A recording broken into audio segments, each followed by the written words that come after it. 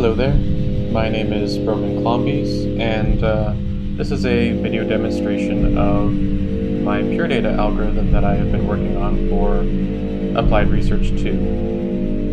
This is what I'm calling a heartbeat-controlled interactive soundtrack. And right now it's playing with live generative synthesizers, and it is being controlled by my heart rate, which with this little pat software by IQX, my heart rate is kind of fluctuating in around the 70s, and it's sending OSC data to my pure data patch. I'm currently wearing a biobeat sensor and sending it to this, which is sending OSC to here. So basically this little part right here is what receives the OSC data and then sends out the beats per minute and the beat. And then this little part here is what controls the logic of this program. And here you can see that my heart rate's coming in, and it goes into this patch over here. 72 comes in, which is, well, now it's 60. So greater than or equal to 60, less than 70, and thus out comes a 2. And I'm using these simpler numbers to control this right here, a series of toggles that go to each of the synthesizers in my underscore. And as my heart rate increases, so does this number, and it will increase the number of synthesizers turned on. It is being compared with another value called rest BPM, which I select here. If your heart rate is around, a certain resting heart rate range, in which case I set it to 60 to 69 beats per minute, then it will send that out so that it will make sure that whenever your heart rate is at the resting area, then it will play the synthesizers at the resting heart rate. So basically what it means is that I want to make sure that whoever uses this, wherever their resting heart rate is, they will get to hear what the synthesizers sound like at the resting heart rate. Now, I'm noticing with this biobeat sensor is that if I shift just a little bit, then it can do some pretty wacky things to the heart rate data. It's like pretty erratic, and that's not exactly something that I want. But that could be replaced with a more reliable piece of hardware. So I'm just shifting it around a little bit here. So yeah, basically this is what controls the underscore, As my heart rate would increase, then more of these synthesizers are turned on and it'll sound even more erratic. Or not so much erratic, but intense. This little thing here counts the amount of time it's been since a significant change in heart rate has occurred. And I believe that's not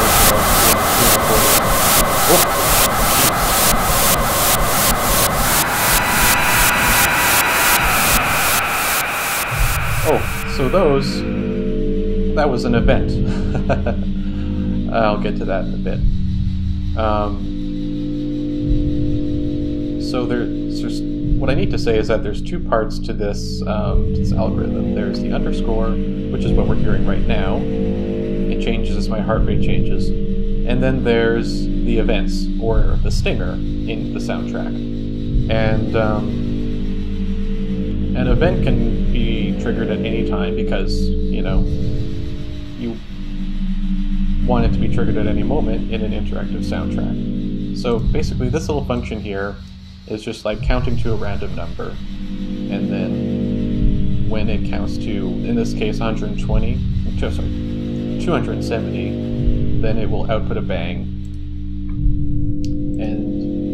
trigger this event, which will turn off all the underscore synthesizers and then turn on the event synthesizers. That was that really discordant, noisy thing that we heard a minute ago.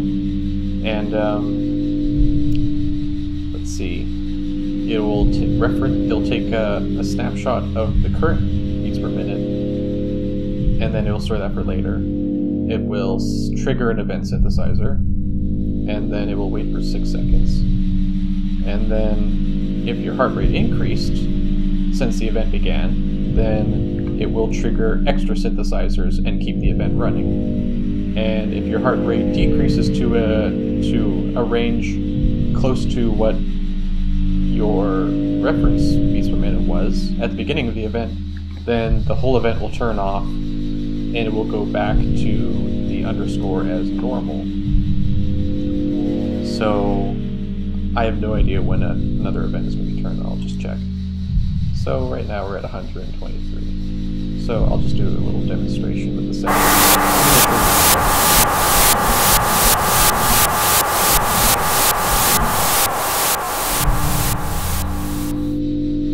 So it waited 6 seconds after the event turned on, and my heart rate didn't increase because, well, I was expecting that. And so it went back to the underscore as normal. So if there isn't a reaction, then it just returns to normal. And then if it does react, then you get a whole bunch of extra wacky sounds. So, right, this little function here, this is receiving the raw beat, boom, boom, boom, boom, boom, boom, boom, boom, boom, boom, and then it's outputting a bang every 4, 3, or 2 beats. Kind of sets a little time signature, and then it will send that to the synthesizers. This is the synthesizer that's almost always on during an underscore. It's a FM synth that modulates to the relative heart select, which is the heart rate. Here will randomly modulate every beat. And there's a little ADSR right there, and a high-pass filter that, if your heart rate is quite stable,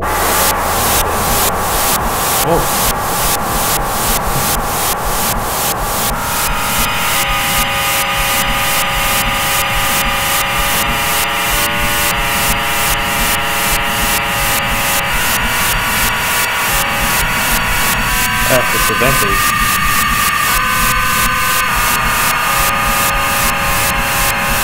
calm down.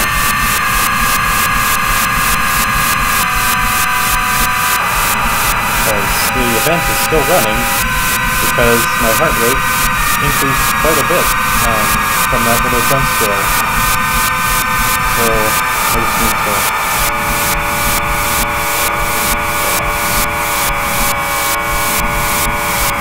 deep breaths.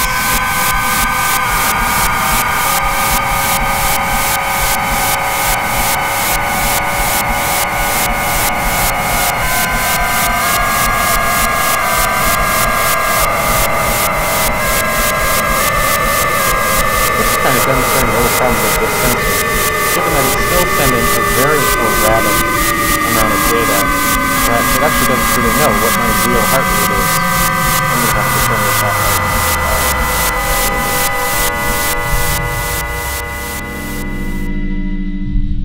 So, I'd rather not turn that off manually, but that shouldn't be a problem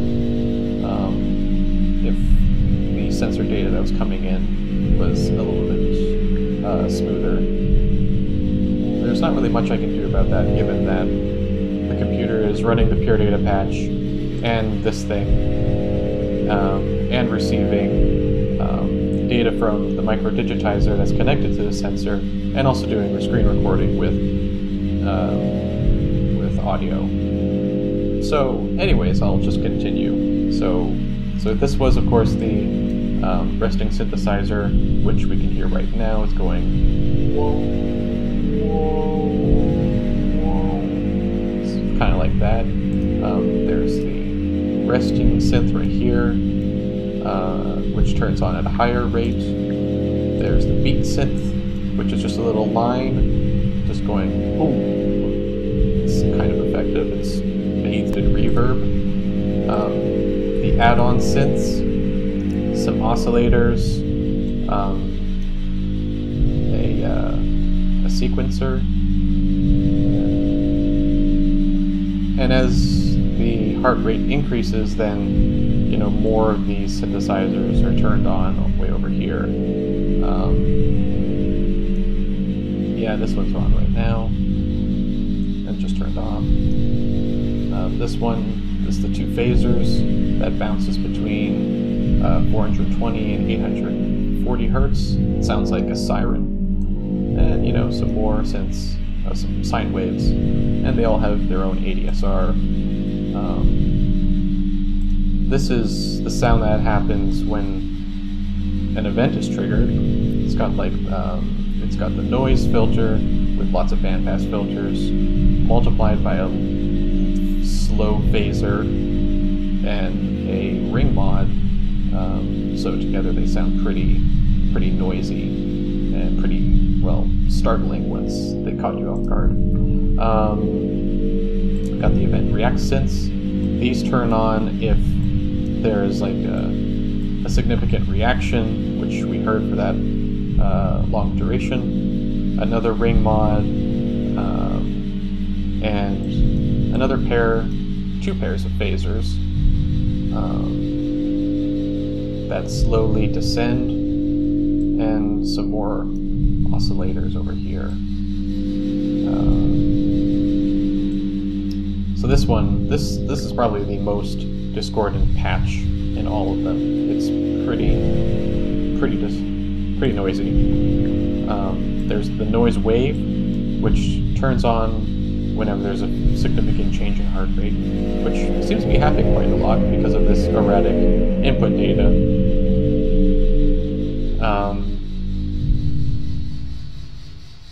Yeah, it turns on, and it's controlled by a bandpass filter and a LFO as well. And there is the event beat, which is that. Oh, that's right now. And as well, let it tune to accompany it. Okay, there we go. Everything's cool. So with that last part in mind, yeah, I would probably want to make sure that there's an easy way to turn off events if it needs to happen. And I'd also want to be able to trigger different musical states and not just have one music state, which is this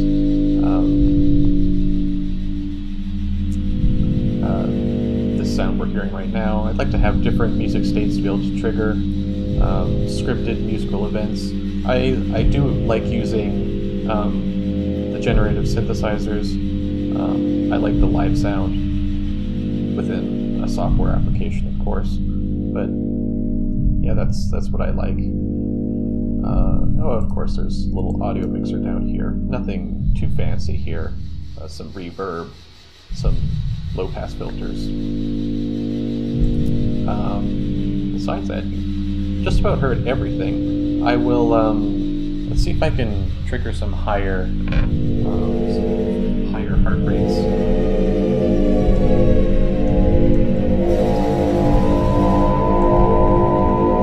There we go.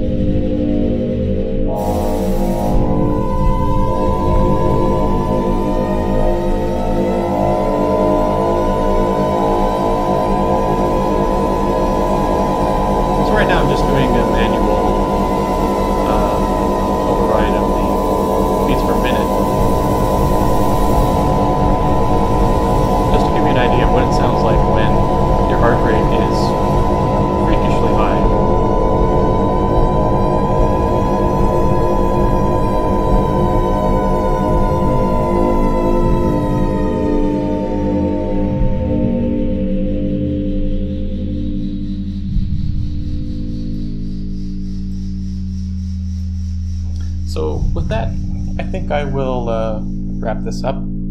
I've showed everything I need to show. I hope you enjoyed, and bye for now.